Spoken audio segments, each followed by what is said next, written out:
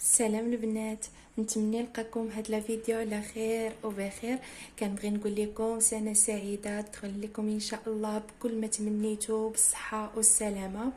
جيت اليوم ان شاء الله نشارك معكم طريقتي في تحضير سويس رول او كيك رولي بطريقه سهله ومبسطه بجينواز لي ناجح من اول تجربه بالنسبه للبنات المبتدئات.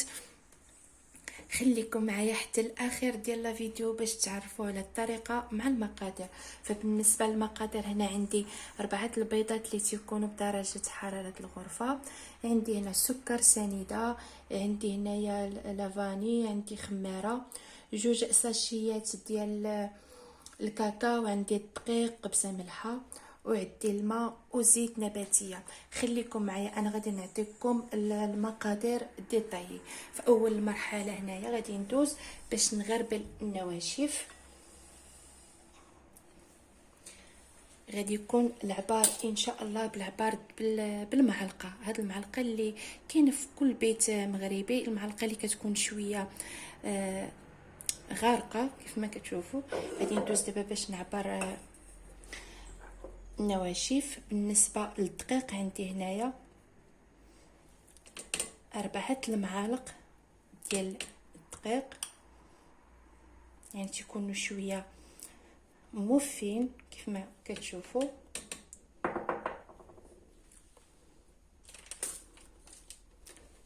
هنا عندي 2 ساشيات ديال الكاكاو، اللي عنده الكاكاو ديال العبار يدير 2 معالق كبار ديال الكاكاو،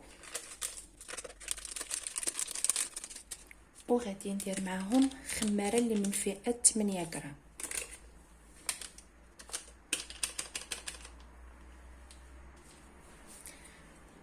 غادي نغربل هاد العناصر.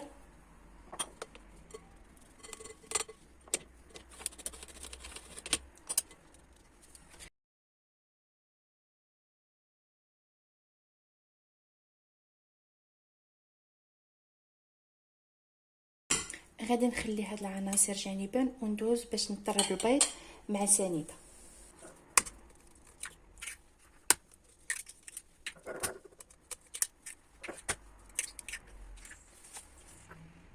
غادي نضيف عليهم هنايا قبيصه ملحه،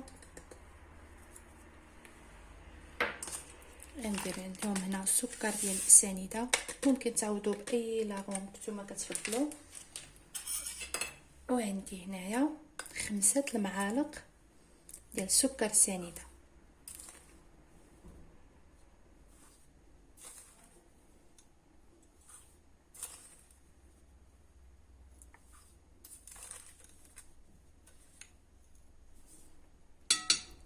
خمسة المعالق. دابا غادي ندوز باش نطرب هاد العناصر، غادي نطربهم على اعلى درجه.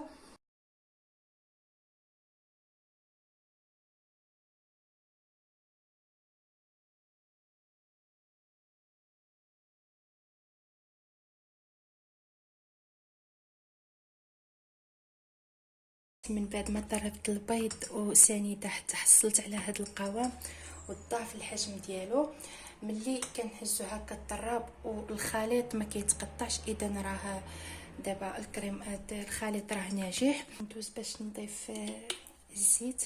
عندي 5 المعالق ديال الزيت العبار بنفس الملعقه،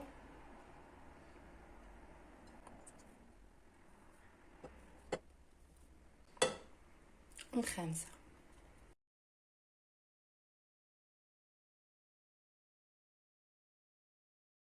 دابا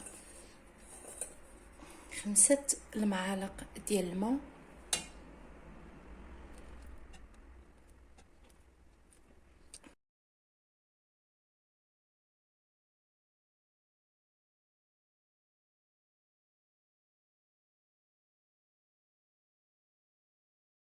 غادي ندوز دابا باش نضيف النواشف. فبالنسبه للنواشف ما نضيفوهمش مره واحده، نضيفوهم على شكل دفعات باش ما يطيحش لينا القوام ديال البيض والسنيده اللي طلعنا.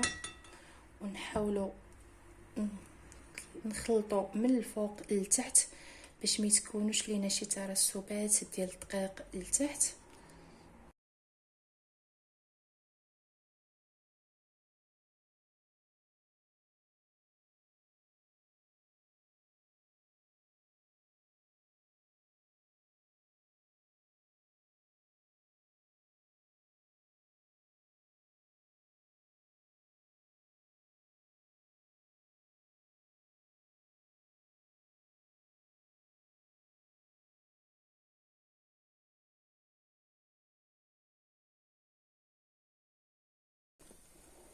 هنا البنات من بعد ما مزجت النواشف مع الخليط ديال البيض وسكر سنيده، غادي ندوز دابا باش نحطو ندير الخليط في اللاطه.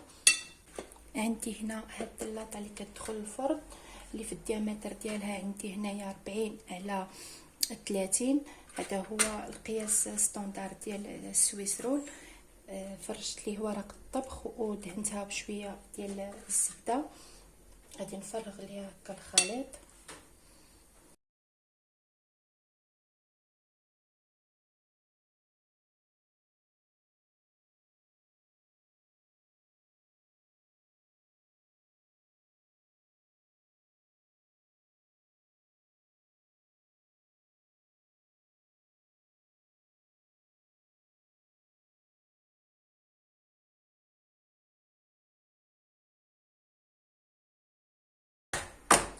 دابا غادي ندخلها الفرن اللي انا سخنته من قبل.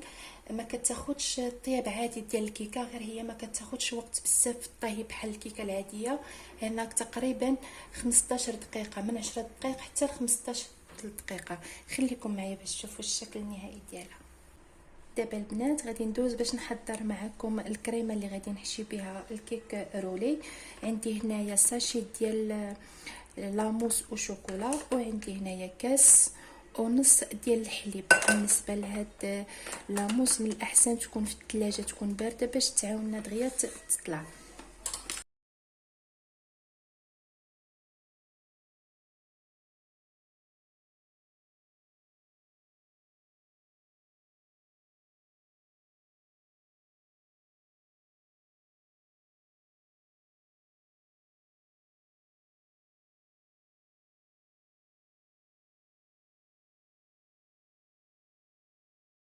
هنا البنات كيف ما كتشوفوا من بعد ما خرجت كيك رولي من الفران، قلبته في بابي كويسون اخر اللي رشيته بسكر كلاصي لتفادي اي التصاق، ومن بعد روليته ودخلته للثلاجه تقريبا ليله كامله. وهنا كندهن ليه في الكريمه اللي حضرتها معكم من قبل.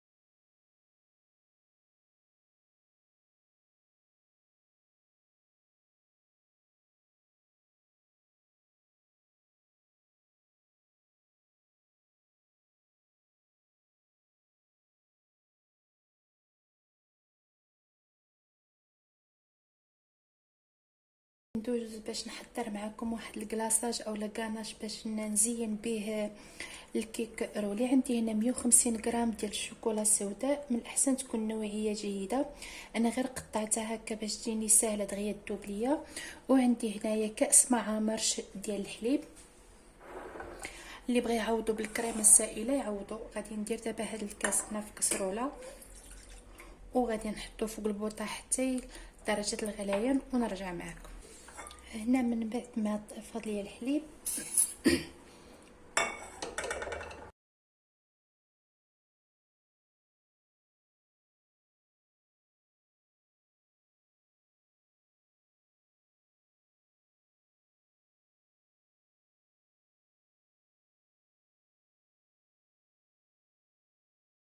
هنا البنات كيف ما كتشوفوا من بعد ما درت ليها الكريم على السطح دخلتها الكونجيلاتور، شدت راسها واحد شويه.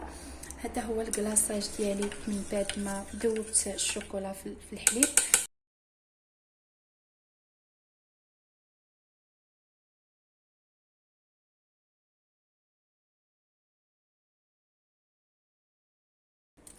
وهذا هو الشكل النهائي ديال سويس رول ولا الكيك رولي.